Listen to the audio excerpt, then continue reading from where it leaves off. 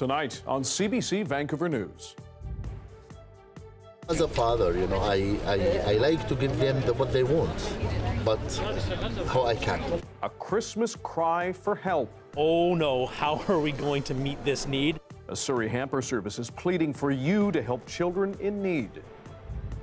They could not give me a timing, when we could go in and get a shot.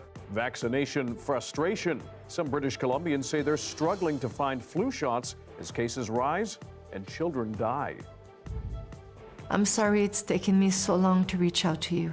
Plus, Celine Dion cancels performances as she deals with a neurological condition. This is CBC Vancouver News.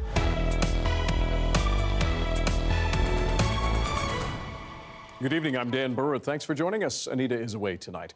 We have a desperate plea from a group trying to bring Christmas to hundreds of children in Surrey. The Cloverdale Christmas Hamper program says huge demand has them worried some kids will not get a present even though they're signed up. As the CBC Zara Premji explains, it's not too late for you to help. I have 5 children, all of them under 17. And they waiting for the Christmas Bureau, the gift. Even in the cold, Ali Mohsen is determined to wait in line at the Cloverdale Community Kitchen. The group also runs a Christmas hamper program. Right now, Mohsen's lined up for the food bank, but as Christmas nears, he's preparing to come back to get gifts for his kids, if there are enough. I'm as a father, I like to give them what they want, but how I can. He moved to Canada from Iraq as a doctor, but cannot practice here and struggles to provide for his family right now. We are 7 people, we live here, and of course we need help. We need help, especially on this time. This time everything is very expensive. He relies on the hamper program to give his kids something to unwrap on Christmas Day, just like their friends. Children, they not understand. This is I can bring or I cannot. They won't. Also, they look to them friends. They have also, the family gave the friends or give the friends is big and very expensive or very good gift of Christmas. But he isn't the only one relying on the Cloverdale hamper program. Over the last number of years, we've averaged anywhere from about 200 to 250 kids under 18. This year when we opened up registrations, they just started pouring in, and we have close to 900 kids under 18 registered for the program. A surge in demand, but also a lack of supply, at least so far. So we're putting out the huge call to the community, trying to run toy drives because we want to make sure that every one of these kids and teens gets gifts at Christmas. Families will also be given a bag of food and an opportunity to shop in something called a free store, where they can shop for free warm items donated to the Cloverdale Community Kitchen. So a lot of these kids, and especially some of our new Canadians, they came to the country with just a shirt on their back, maybe a suitcase, and some of them, this is their first Christmas here in Canada. A Christmas he hopes they can make special. Donated Christmas gifts will be picked up by families next Wednesday, and anyone wanting to donate can contact the Cloverdale Community Kitchen. So thank you very much, and please, we need more. Zara Premji, CBC News, Cloverdale.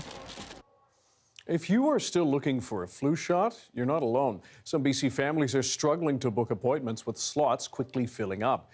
The demand comes as at least 5 children in BC have died from influenza-related illnesses just last month. But as Yasmin Gandam reports, health officials insist appointments and walk-ins are available. I started getting a little bit nervous that my son, whether he'll be able to get it or not. Sanjay Kaul has spent every morning on Shoppers Drug Mart's website looking for a flu shot appointment for him and his 15-year-old son. Especially because we have seen with COVID how bad it was. I lost my dad last year because of COVID. Kaul lives in Langley and has been driving all across the Fraser Valley looking for a spot. He struck out at least 8 locations. The push to get a flu shot comes after at least 5 children in BC died from influenza-related illnesses in November alone. Kaul finally secured an appointment on Wednesday after weeks of looking. There's a pharmacy close to my son's school in Walnut Grove, and last week we went there on Friday. They told me I should come back on Wednesday morning. That's when we went yesterday, and after some back and forth, And talking to BC Health, we were able to get a shot for myself and my son. Local pharmacists say they are noticing a shortage of vaccines coupled with high demand late into the year. Historically, the trends usually decline end of November, and we're sitting in the first week of December. I'm still injecting flu shots and having a lot of calls from patients saying, do we have flu shots? He says some people are driving from West Vancouver to Surrey to try to get jabbed. It gives me the impression that there is a shortage out there, but I haven't specifically heard that there's an official shortage. But I know that they have stopped distributing the flu shots to the pharmacies as of 2 weeks ago. So now it's just a matter of getting to the right location at the right time. The BC Pharmacy Association says there are over 14,000 available appointments in Langley alone and more than 20,000 in Surrey. It urges people to book through the Get Vaccinated system online. Meanwhile, health authorities throughout BC are offering extra walk-in flu shots at clinics and other sites from Friday to Sunday, part of the push to get more people protected and try to save more lives. Yasmin Gandham, CBC News, Langley. Victoria Police want to speak with anyone who was near Topaz Park on Tuesday morning from 9 to 10 o'clock. That's when they say a teenage girl was sexually assaulted by two men. She was in the area between Finlayson and Glasgow Streets near the washrooms when her path was blocked by the two men. They stopped the girl and sexually assaulted her. Luckily, she was able to break free of the men and ran to a safe place and immediately told a responsible adult. The two suspects are described as about 60 years old, looking disheveled. They were wearing dark-colored clothes and carrying large backpacks. Anyone who was in the area with home security footage or has information is asked to contact police. Surrey RCMP say they have arrested a 40-year-old man after a woman was stabbed to death last night. Officers were called to a home at 127th Street and 66th Avenue in Newton just before 9:30 after a report of an attack. The 40-year-old victim was rushed to hospital, but she did not survive. Homicide investigators say the suspect and victim knew each other, and there's no risk to the public. Police say a third suspect has now pleaded guilty to a 2017 killing in Abbotsford. 24-year-old Alexander Blanneru was shot to death and his body found in a blueberry field. Officers say the killing was targeted and believed to be drug-related. 2 years ago, 3 men were charged and 2 entered guilty pleas in October this year. Now a third suspect has also pleaded guilty to accessory after the fact to manslaughter. All 3 men will be sentenced next year. A warning, this next story has some upsetting images. Researchers say a paralyzed humpback whale that swam to Hawaii from BC was likely injured in a boat strike. A whale-watching company spotted this injured humpback in Hawaiian waters Thursday and reported it to the Pacific Whale Foundation. It sent a researcher to capture this footage. Using a database, they were able to identify the whale as Moon. She's a Fall, BC resident over the past 2 decades, and she was documented several times with a calf in 2020 and spotted with the injury in BC waters in September. It's pretty remarkable that the whale was able to make the migration to Hawaii from British Columbia in the condition it was in, because it was unable to use its flukes or tail and was relying solely on its pectoral fin. This comes after 4 dead humpback whales were found along BC shores within a month of each other. Vessel strikes are suspected in at least 2 of those deaths. Researchers say boaters need to slow down when they see whales because they're unpredictable and they do swim close to the surface. Moon will die naturally and it will likely be a lengthy and painful death. A popular ski resort on Vancouver Island is asking visitors to bring their own bottle of water as it deals with drought conditions. Mount Washington Alpine Resort says a lack of snow on the hill and low levels in the local reservoir mean there's less space on the hill for winter recreation. The province says Vancouver Island is currently at drought level 3 on a scale of 5.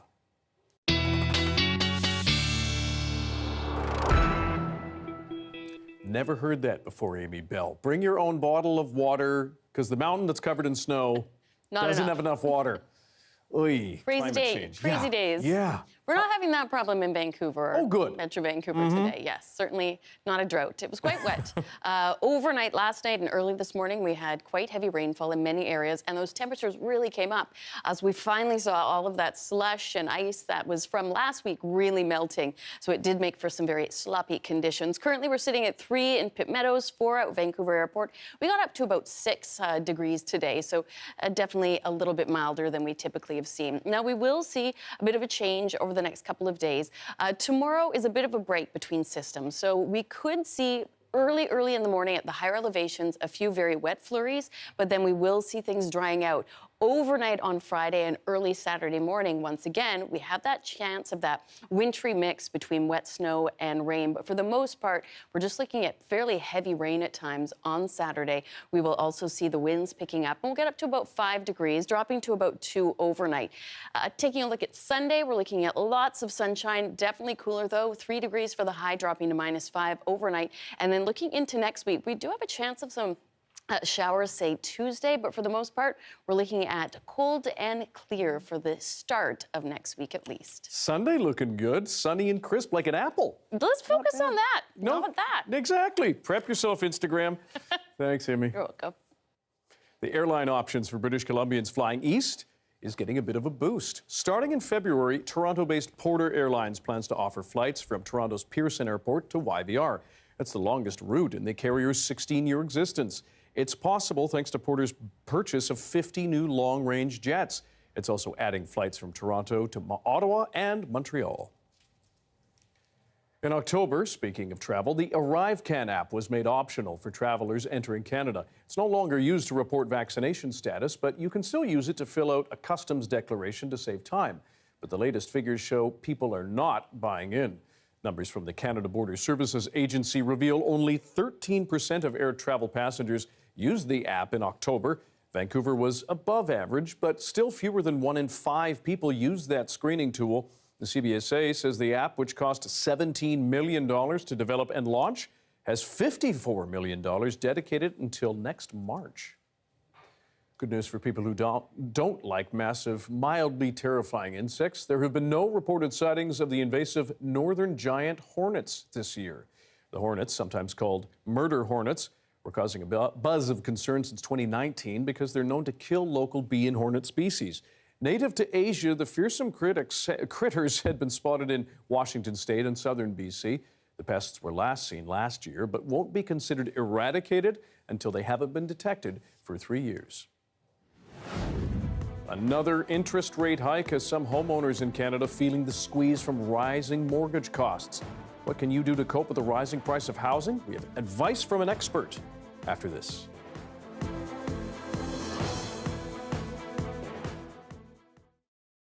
And thank you for watching our commercial-free live stream tonight. For more than 40 years, buffalo have roamed a 485-hectare patch of land southwest of Calgary. Every November, they're rounded up for care. That's because they create an important connection to the past for the First Nations community. They're the heart of our nation. Hi, my name is Clayton Whitney. I manage the Tsuut'ina Nation buffalo paddock. 5 and 2, so we got to do 2 shots. We're rounded up our buffalo herd. We do this every year in November. They get vaccinated, dewormed, and ear tags. Oh, it's a good adrenaline rush when you're working with these guys.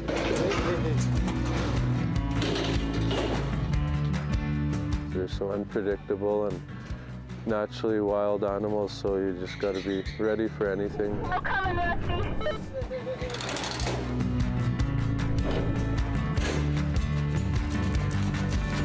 It's an honor to be a part of it, and really thankful for this herd that we have here.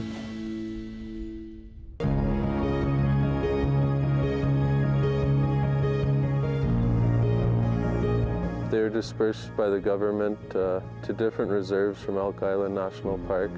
Our reserve got 30 head in 1980. The herd's growing unbelievably since then and got more land for them, and they're thriving here. So this buffalo paddock is actually the dead center of the reserve here. So, like I said, the heart of the nation. Count cap! It's exciting, you know, bringing community members in. They'll be running gates and sorting the bison as they come through, helping vaccinate and tag with me up front. Oh! Baby going straight out! But definitely couldn't do it without these guys here to help me do this. Yeah, they got another cow coming too, so. It's nice just to, you know, all of us to gather and work together, and they really enjoy coming here every year to do this, so it's kind of highlighting everyone's year. Hey, coming! It's a big weight off the shoulders, that's for sure. Just getting them through, and that can take a big breath, and it's nice once they're out and see them back in their natural habitat and in their pastures, and it's really humbling, I guess, to know you're helping the buffalo get back, you know, to the land, and an animal that was almost extinct, right? And you're a part of that, bringing them back. So yeah, it's an honor to be a part of that.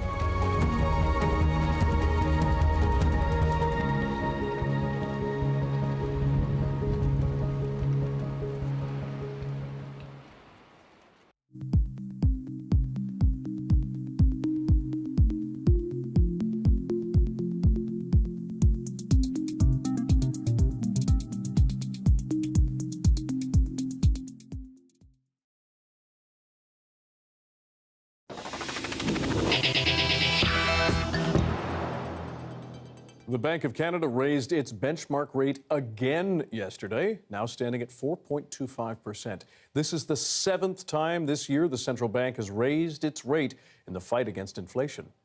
The bank has taken its rate to its highest point since 2008, the fastest pace of rate hikes since inflation targeting began in the 1990s. And those rate hikes have hit some home buyers hard, especially those with variable rates, as they see their monthly mortgage payments climb even higher. So what can people who are facing even higher mortgage rates do? For more, we're joined by Van City Wealth Advisor Sophie Salcito to talk about some options for people struggling to keep up. Sophie, first of all, what are you hearing from clients right now? So yes, it's definitely a challenging time this year. We've seen 7th rate increase just came in. It's been very fast and they've been large, so people have a lot to digest. And people are wondering, what do they do with their payments? Their payments are going up.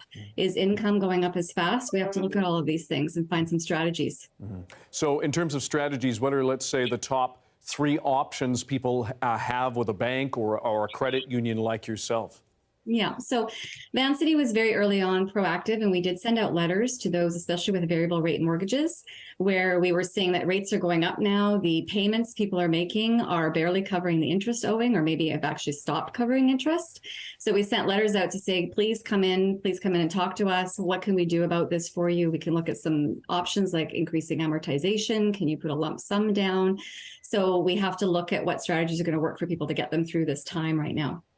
For somebody who fears that if they're underwater with their mortgage and they're going to be foreclosed on, is that one of the first resorts, or where does that land in how they deal with their lender?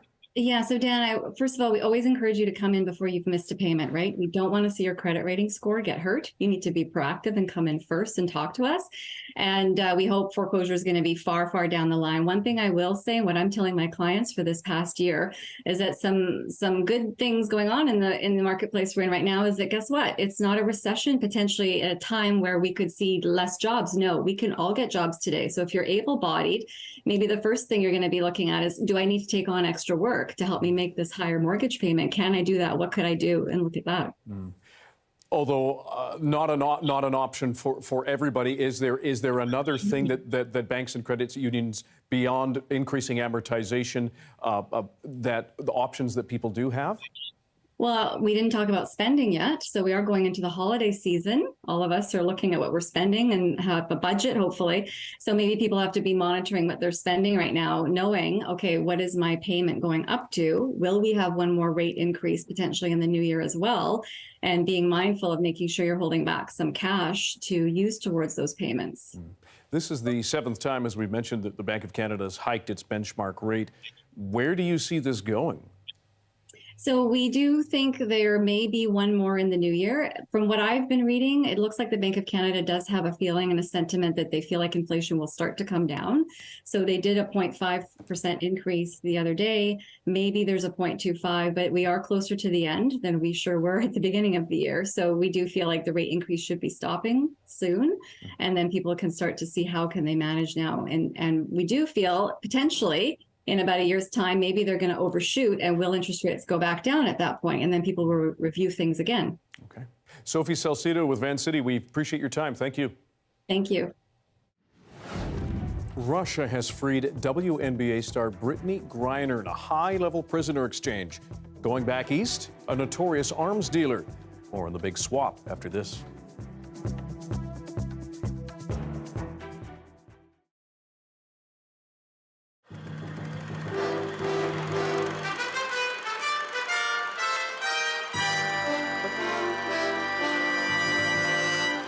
It's been a day for celebration in Greater Vancouver.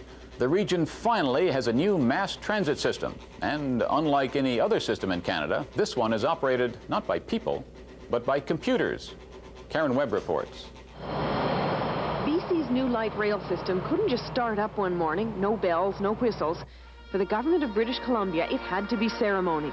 Plaques, politicians, and speeches. A series of pats on the back. Today is just the first of a lot of exciting things that are part of a total package that means exciting things that will continue to happen not only in Greater Vancouver, but all of British Columbia. And thank yous. And in particular, to you, ladies and gentlemen, we're going to pay for the system and use it. You bring on the first SkyTrain at Waterfront Station here in Vancouver. The first official train run began this morning. The technology was developed in Ontario, and a similar system has been built there. But this 22-kilometer run is unique. It is operated completely by a central computer system. No drivers, not even backup ones. Hi again. The provincial government chose today to launch the new system because it is also the 10th anniversary of Bill Bennett's rise to power. Accordingly, it was Bennett front and center today. Handshakes and hoopla. Hi, Bill. With only an occasional discouraging word. Why don't you give us jobs instead of monuments to you, eh? Yeah, like the coal and this, a bunch of bullshit. And there were a few discouraging problems with the trains. Often the automatic doors didn't work as well as they should. They wouldn't open, taking some people to destinations unplanned, stranding others completely until real live uncomputerized people would come with a key. The bugs must be shaken from the SkyTrain before Expo 86 opens 5 months from now. It's supposed to be a showcase attraction, and its real test will come when it goes into full-time operation in January. Until then, it won't face a morning rush hour, just Christmas shoppers heading home into the sunset. Karen Webb, CBC News, Vancouver.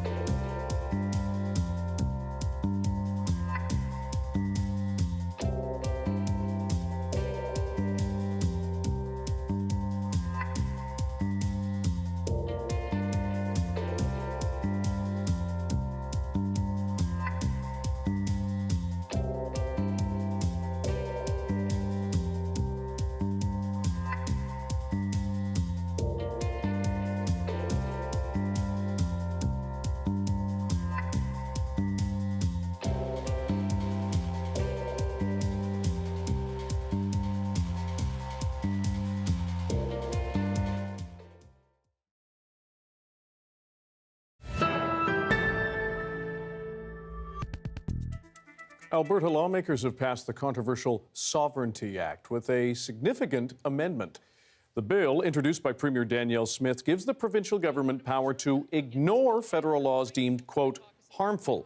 The change takes the ability away from Smith's cabinet to make those decisions in secret and grants the power of invoking the act to the legislature. Another change limits the scope of when the act can be applied. The tiny Quebec town of Lacon sits on the shores of Lithium, a key component in electric vehicle batteries. And when one of North America's only functioning lithium mines becomes operational next year, it will play a big role in the push toward renewable energy. But as Kate McKenna explains, extracting the mineral itself presents environmental challenges.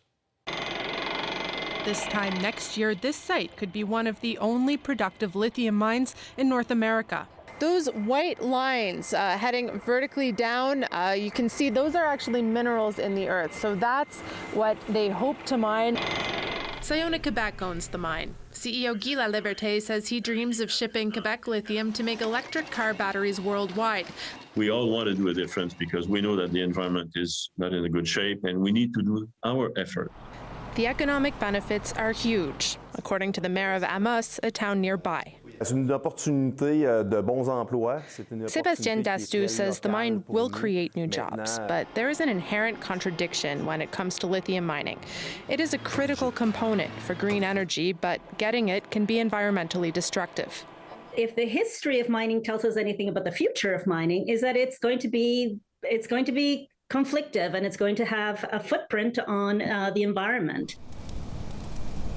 This mine has a rocky past. It changed hands 4 times in 10 years and has been responsible for several major damaging spills. Rodrigue Terjean has been watching closely. He's an advocate with Mining Watch who lives in Val d'Or. He's taking me to a waste pit generated by an old gold mine. What are we looking at here? It's basically tailing dams, so for mining waste. The state of contamination is so intense that the government needs to invest many millions of dollars to contain the contamination. There's some concern among environmental groups as well. What do you make of those criticisms? We have our staff in the environment on site and we monitor that very closely with the government. Sayona is planning 2 more mines, one near Lac Simard. That's a concern here in the Anishinaabe community of Winnipeg. Berlinda Wabagidig is a teacher at the local school. If we were to have a mine, then a lot of people would lose connection to the land. That's a threat to people's healing, to people's lifestyles, to our culture, to our values.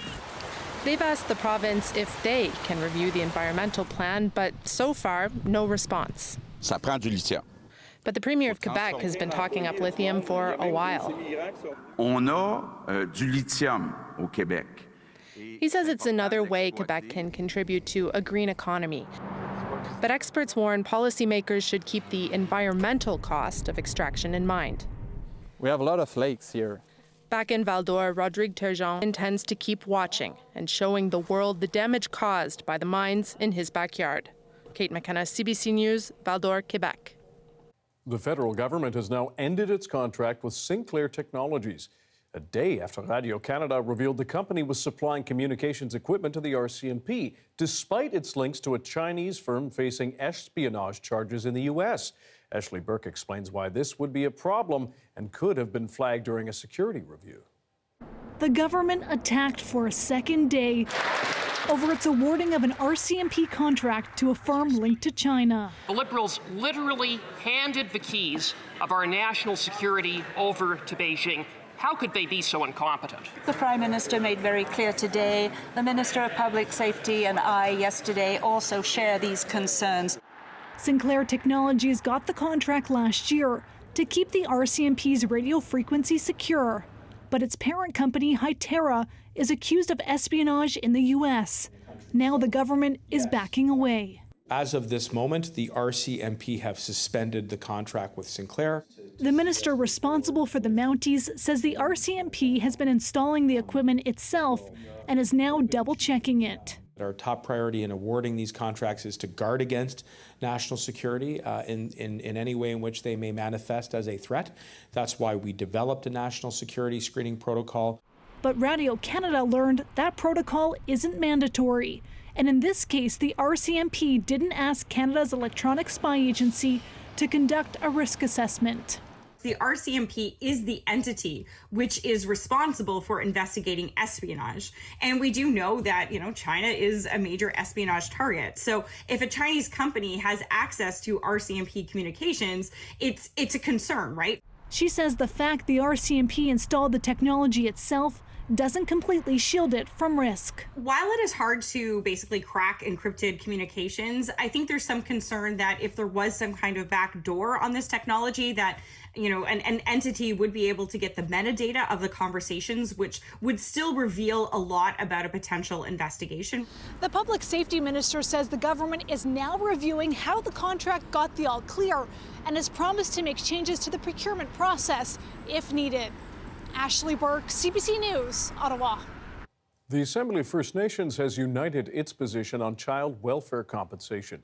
Last night, Indigenous leaders voted to keep a $20 billion deal it had reached with Ottawa.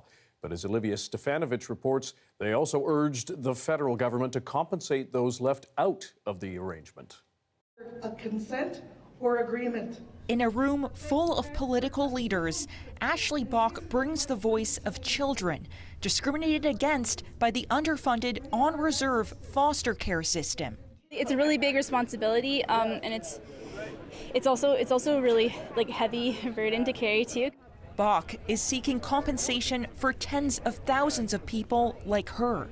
It means being able to put this into school, for example. It's going to mean putting money into building a home. That government is not going to divide us, that we are united together and we'll take them on and we're going to work together and we're going to be so strong as a result of it. The Assembly of First Nations united, passing a resolution late last night to support a $20 billion deal it reached with Ottawa earlier this year, while also demanding the federal government compensate those the agreement leaves out. Canada's been saying they want a First Nations-led solution. Well, they just got it. First Nations child advocate Cindy Blackstock filed the original human rights complaint with the AFN against Canada. Their battle continues 15 years later. My hope is that the Prime Minister will follow through with what he committed, which is compensating the victims. I just ran into Dr. Blackstock outside. She told me when I first talked to her a year ago that I was her 16th Minister of Indigenous Services. I hope that I'm her last. The Indigenous Services Minister says the government is still committed to paying reparations. I want to recommit to you today that the Government of Canada will stay with you. But she didn't promise any more money for more than 20,000 people excluded from the multi-billion-dollar agreement. We're trying to get to a deal, and I think that we're very, very close. They say no money will make up for a lost childhood, but it's a start. The gesture of government to compensate and recognize the hurt of our children, I think that means something. The Canadian Human Rights Tribunal recently sent the $20 billion deal back to the drawing board, a decision the federal government is challenging, causing another delay before compensation can flow. Olivia Stefanovich, CBC News, Ottawa. Calls are growing louder for Winnipeg's police chief to resign. It's to do with the decision not to search a Manitoba landfill. The remains of 2 Indigenous women are believed to be there, victims of an alleged serial killer. Cameron McIntosh has more. Looking down from the air, it's clear how big an undertaking it would be to find human remains buried in this 4-acre landfill. Police say that the remains of Morgan Harris and Mercedes Myron were buried here some 7 months ago. They ruled out a search then. Here you are, once again, creating unmarked graves of Indigenous peoples. That's wrong, and it needs to end. Now the victims' families, along with Indigenous leaders, are demanding a search start now. And not only that. I'm standing here today to ask for the resignation of the Chief of Police for the Winnipeg Police Service. Chief Danny Smythe didn't respond to that, but earlier this week, police explained the decision last June not to search, saying too much time had passed between the discovery of the murders and the time the bodies were disposed. It's to a depth of about 40 feet, and you can see you can't really see the garbage. It's underneath that wet, heavy construction clay that's been packed and bulldozed and manipulated by heavy machinery for 34 days. Estimating 10,000 loads of refuse, including toxic compounds and animal remains, were dumped in the meantime. All of it compacted, packed down, and covered with clay. The circumstances, combined with the safety hazard, form the basis of a difficult decision not to go forward. Jeremy Skibicki is charged with 4 counts of first-degree murder. including Rebecca Contois, whose remains were found in a different landfill, and a fourth unknown woman identified by this jacket, now referred to as Buffalo Woman. The charges notwithstanding, the families and leaders are alleging racism in the decision not to search. The message that you are sending is that our women do not matter. Now the Premier and Mayor of Winnipeg are involved, getting the landfill to pause operations, not promising a search, but saying the feasibility of one will be examined. I think it's very important that, for right now, we take this pause and we get this right. Cameron McIntosh reporting tonight.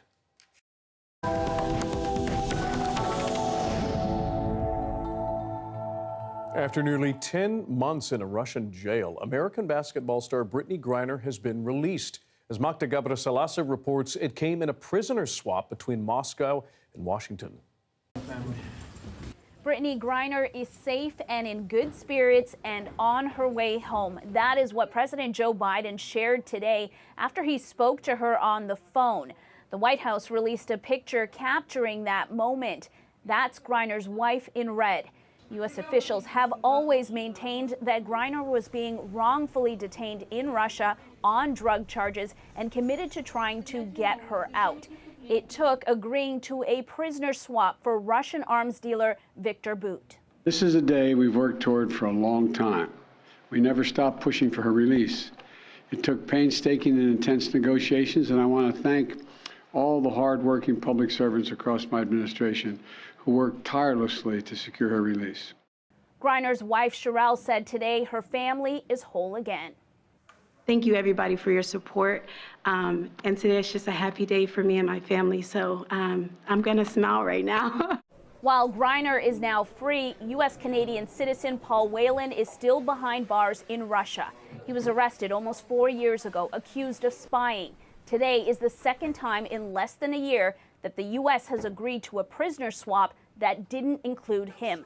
Last April, it was to bring Trevor Reed home. Now it's Griner.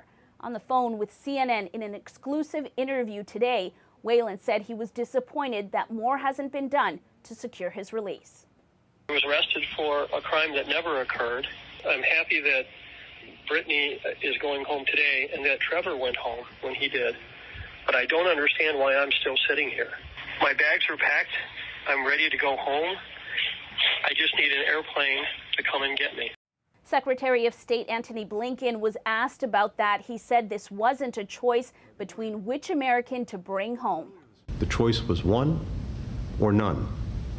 I wholeheartedly wish that we could have brought Paul home today on the same plane as Brittney, just as at the time I wish we could have brought Brittney and Paul home when we secured the release of Trevor Reed back in April.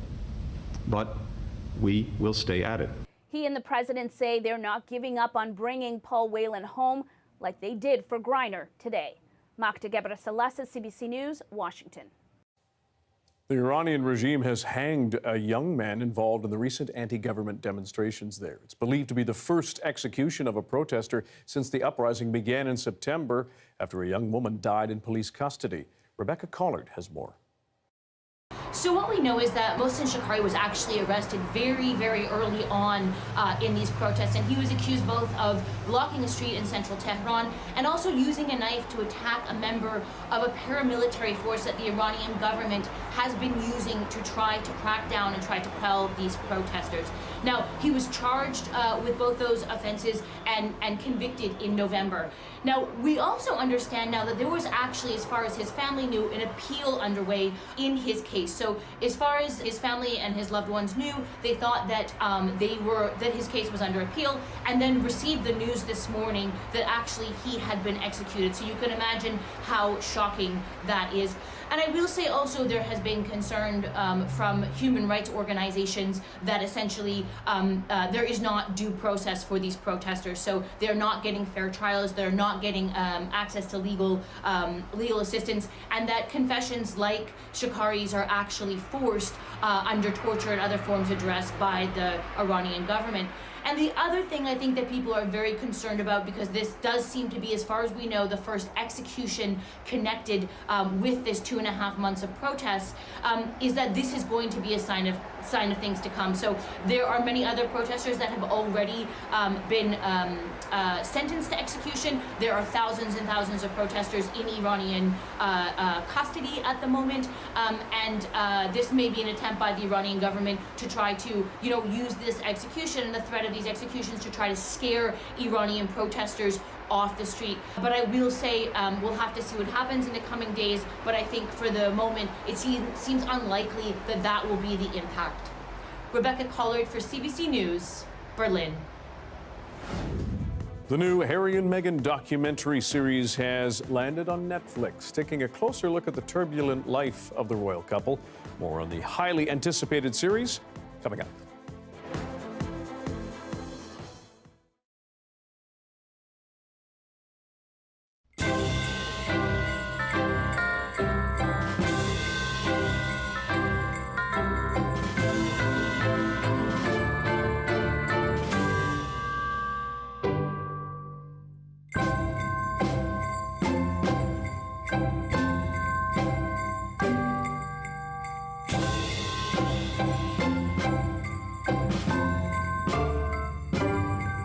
It's Christmas in Vancouver, no snowflakes falling down.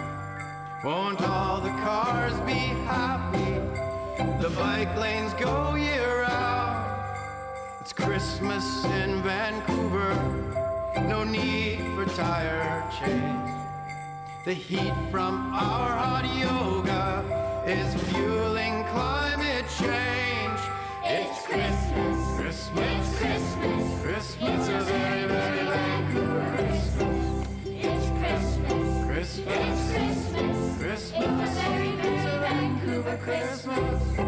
The mountains and the beaches, how they make children sing. And all they want this Christmas is affordable housing. The parents working overtime for presents round the tree. Something loud with parts that bang, ain't nothing come for free. Usually there's hockey to keep our spirits keen. Where are you, Trevor Linden? Where are the twins Sedin? It's Christmas, Christmas, it's Christmas, Christmas, it's a very, very Vancouver Christmas. It's Christmas, Christmas, it's Christmas, Christmas, it's a very, very Vancouver Christmas. So Christmas in Vancouver is admittedly West Coast. But wait for February, when you call your Aunt Lois. Maybe she lives Calgary, the Peg, or Montreal. She'll talk of shovel driveways, you'll be cycling the seawall. It's Christmas, Christmas, it's Christmas, Christmas. It's a Vancouver Christmas, Christmas, Christmas. It is a Vancouver Christmas. It is Christmas, Christmas. It's a Vancouver Christmas. It is Christmas, Christmas, Christmas. It's a Vancouver Christmas,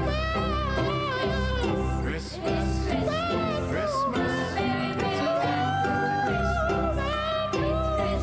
Christmas, Christmas. It's a Vancouver Christmas. It's a Vancouver Christmas.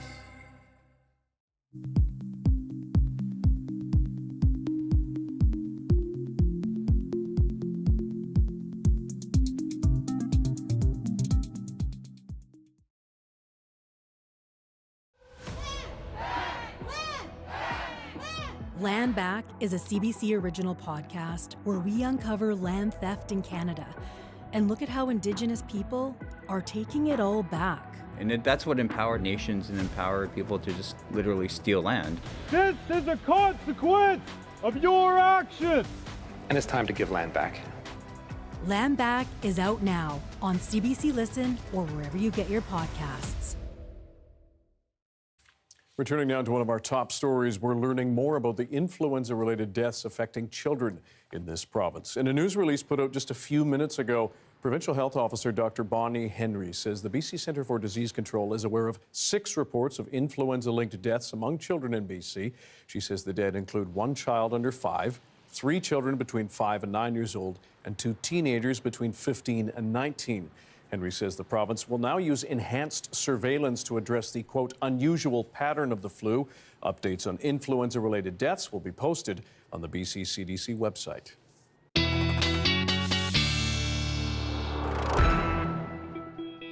Amy Bell has our BC-wide weather forecast. Mixed Christmas bag for this little mix. Weekend, a little bit. Yeah, over the next couple of days. Today was a milder one. So we saw that sort of usher out a lot of the lingering snow and slush that had packed many side streets. Still a bit slick out there. But yeah, we got up to about 6 degrees and we're gradually cooling off. Tomorrow, not too exciting. We do have a chance of some showers or even some wet flurries at those higher elevations, but nothing really in terms of accumulation. At the most, we'll see some showers and a few sunny breaks. This next little monster hitting us on Friday night into Saturday, though, and that is going to bring a lot of rain for Saturday. For tomorrow, though, as you can see, still seeing a few snow showers in areas along the north and central coast inland, even spots of Vancouver Island, and then, of course, in the Okanagan. But yes, this wet weather is making its way towards us, being more organized for Saturday. So that's really what we're keeping an eye on. And then casting an eye into early next week, we're actually looking at colder temperatures, but clearer.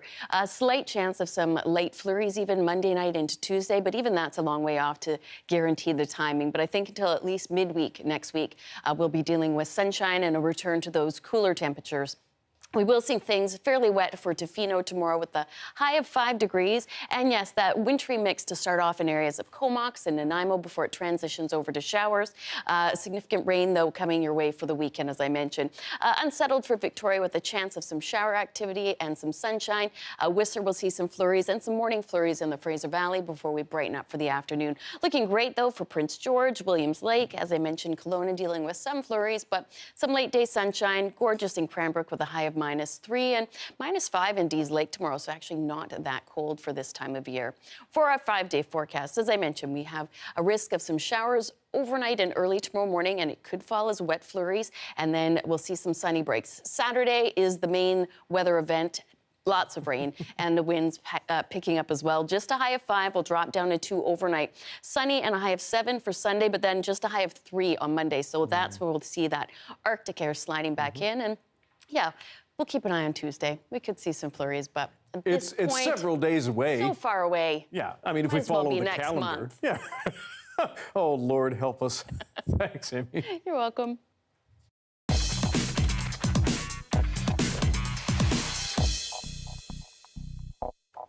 Canadian superstar Celine Dion has revealed she is suffering from a rare neurological disorder that's impacting every aspect of her life. The singer, whose ballad My Heart Will Go On won the Oscar for Best Song, canceled some shows earlier this year. Eli Glasner has more on Dion's emotional disclosure. I'm sorry it's taken me so long to reach out to you. Fans love Celine Dion for the way that she connects with them, but today's message was different. Recently, have been diagnosed with a very rare neurological disorder called stiff person syndrome. Because the symptoms present subtly at first, stiff person syndrome can take years to diagnose. Many neurologists will only see a few cases in their lifetime. Symptoms, it could be quite variable as well, but the common ones is a lot of rigidity, so a lot of stiffness, and sometimes people get a lot of spasms as well. These spasms affect every aspect of my daily life, sometimes causing difficulties when I walk and not allowing me to use my vocal cords to sing the way I'm used to. The result, a raft of cancellations for upcoming shows, some now pushed to 2024. This music critic isn't surprised Dion is taking a break. There's a lot of things that happen at a Celine Dion show. It's not just simply her there standing and singing. She's moving around. And also, she's using her body to project, and her lungs and her vocal cords. And those things, clearly, she feels are not up to snuff right now. The name does not do the disease justice. Those with the same syndrome are now applauding how the singer is using her voice. Hopefully this will validate the disease and wake people up to it and help, raise awareness, shorten the diagnostic time, put it on medical providers' radar. For this autoimmune disorder, there is no cure, only treatment combining therapy with medicine. Dion is focusing on rehabilitation, but it's a battle. I'm working hard with my sports medicine therapist every day to build back my strength and my ability to perform again. But I have to admit, it's been a struggle. One she's now sharing with her fans. I love you guys so much. And I really hope I can see you again real soon. Eli Glasner, CBC News, Toronto. The first 3 episodes of the highly anticipated documentary Harry and Meghan streamed today on Netflix. The 6-part series promises the full story about the Duke and Duchess of Sussex, their relationship and estrangement from the royal family, in their words. Margaret Evans has more from London. Londoners enduring a cold snap just as the Cold War between Harry and Meghan and the royal family they left behind heats up. An opportunity, say marketing experts, for the Duke and Duchess of Sussex to shape their own narrative. They have been through quite a difficult time with the British media because there have been quite a lot of negative stories. But if people were expecting a gloves-off, drag-down, name-names fight, they won't find it here, at least not yet. It's a much more subtle affair. Here's Meghan on a first impression of William and Kate, now the Prince and Princess of Wales. I guess I'd started to understand very quickly that the formality on the outside carried through on the inside. There are no bombshells like the allegation of racism against an unnamed member of the royal family made in their Oprah Winfrey interview. But Harry describes what he calls unconscious bias within the royal family, pointing to a lack of sympathy for Meghan. And some of the members of the family was like, right, but my wife had to go through that, so why should your girlfriend be treated any differently? And I said, the difference here is the race element. If direct aim is being taken, the target is just as much the British tabloid media as the monarchy. And the level of hate that has been stirred up in the last 3 years, especially against my wife and my son, I'm genuinely concerned for the safety of my family. Critics dismiss the Netflix series as just another chapter in a long continuum of morbid fascination with the royals. Not surprisingly, the tabloid press, so often accused of fueling it, doesn't readily accept that racism forced the Sussexes to leave the UK. There was a great outpouring of joy for this couple. I think the real problem is she expected something quite different. She expected it to be much more Hollywood, much more glamorous. But others say the couple have opened up a long overdue discussion. There was a blatant racial harassment of a biracial woman that has entered into the highest level institution in the United Kingdom. King Charles was out and about, business as usual. There's been no official comment. Margaret Evans, CBC News, London. Do you have any old books lying about? Well, we might have the ticket for turning that literature into litter art. That's next.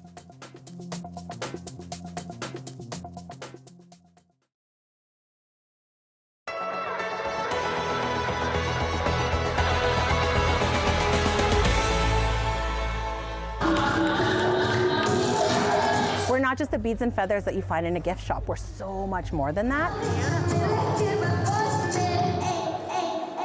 It's showing what we are now. Like, we've come so far as an Indigenous people, and our designs have come so far as well. So being able to show like the newer things, I do 3D printed thing. Indie City uses amazing acrylics and designs, and we're using updated, cool technology to make our designs as well. So this is my collection here that I showed in Paris. So I'm re-showing a lot of the same things, but I want to do it locally for friends and family. It's different when you do things at home because it's your friends, it's your family, it's more intimate, and it's my community. It's it's been a very happy snowball effect, because it went from just me and another designer or two, and then many other designers in the community wanted to be involved as well. You all ready? Grab your dress and put it on. I think it's just cool that all of us, we get to be together because we're always doing our different shows, different places, and for it to be local and at home, it's different and it brings a sense of pride. It's awesome that the Indigenous community, the Indigenous designers of our community are coming together and supporting Maureen, and it's awesome to take space up in Calgary. There's more than enough space for all of us, and we're all artists in so many different ways, because like my stuff is my own and not everybody will be the same, will like the same, will wear the same, but like why not give the space and platform for all of us? Fashion is an opportunity to talk about a lot of difficult things in a really beautiful way. So I think the more that we bring community together and the more that we can share fashion in that sort of like resistance, resilience space as a community, the further that this is going to go.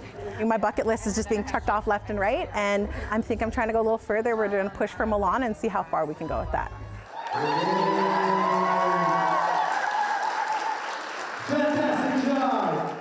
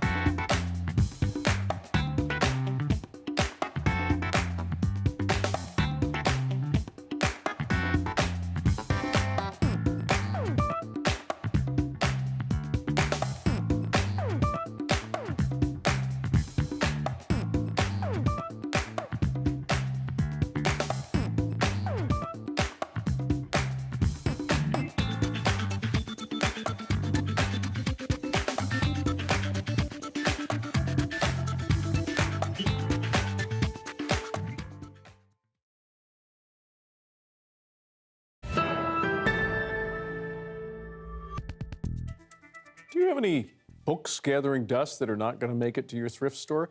What about making them into art? Not as crazy as it sounds, perhaps. The CBC's Anthony Germain checked in with the team at the St. John's Newfoundland Public Library, who are getting festive with the literature. These are Yule logs. Yule logs? Yule logs. Okay, so is this like a library-sanctioned book burning, Fahrenheit 4.5? That never occurred to me when I came up with this program until it was mentioned to me yesterday. No, we do not promote the burning of books by any means whatsoever, but we do promote reusing old books by making something beautiful. Okay, so why don't you point out what you like about this one here? I see kind of a green book with frosting and a candle. So what you do is you take all the pages and you fold them, and then it creates a log sort of structure, and then you just take something pretty and you glue it to the top. And then you spray it with a little bit of fake snow, and it's gorgeous. Yeah, and you can put it on, make it a table centerpiece with other parts of your decoration. Now, when you select these things, Julie, are there certain books that you pick for their properties, or is it just? A lot of books that are on the shelf over time become really worn and ripped and damaged. So we take those books off the shelf first. Books that are no longer popular or no longer circulating, because bookshelf space is really prime real estate for a library. You want to leave the front and the back. Now, if the back, like this one, is a bit damaged, you can take a bit of wrapping paper and put on the front and the back and make it beautiful. There we go. And it's just a matter of simply folding the page. And it becomes a bit repetitive. We do this kind of program probably every season. So we did, for Mother's Day, we did a bouquet of flowers. We made flowers out of recycled books. Last Christmas, we made a Christmas banner. We're doing the Yule log this Christmas. In October, we did a pumpkin. We created a pumpkin out of recycled books. So just how many books do you have to get rid of? Don't even talk. It's astronomical, because we do have a lot of books constantly circulating and coming in. So we have new books coming in, old books going out. Okay. So once you've got everything folded, now to get back to the lesson So here. you just continually fold the books. Right. Now this book's got hundreds of pages. I know, but it doesn't actually take as long as you would think. It's really super easy, and it's quite cathartic, so you can watch maybe a Christmas movie on television. Oh, that'd be a nice thing to do. Yeah, and then once they're all folded, it's going to look something like this. All right. So, okay, now we're at basically phase 2 where the whole book is folded, and I It's all guess folded. it's kind of like how would you describe that? Like half a sphere? Yeah, like a little or a log. Even better. That's what we're aiming for, right? A log. Right. So once that's But all not to done- be burned, to be displayed. No burning. I have some old textbooks they can have, some in their original wrapping. Thanks for being with us tonight on CBC Vancouver News at 6. You can watch this newscast on CBC Gem, our free app, and on Instagram, YouTube, and of course our website, cbc.ca/BC. Michelle Gassou will have your late news at 11 o'clock, right after the National, and we'll leave you with the Christmas lights of Trinity Street, that is, in East Vancouver. Enjoy.